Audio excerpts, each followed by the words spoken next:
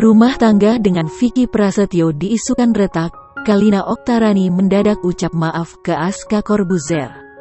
Belakangan ini, rumah tangga Kalina Oktarani dan Vicky Prasetyo sedang tertimpa kabar miring.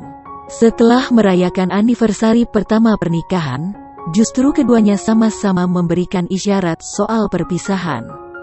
Hal itu seolah menjadi pertanda bahwa pernikahannya dengan Kalina Oktarani sedang tidak baik-baik saja. Kabar miring itu semakin ramai lantaran Kalina mendadak tulis ucapan haru untuk Aska Corbuzier, putranya bersama Deddy Corbuzier. Kalina Oktarani meminta maaf atas keputusannya buru-buru melepas masa kesendirian dengan menikahi Vicky Prasetyo.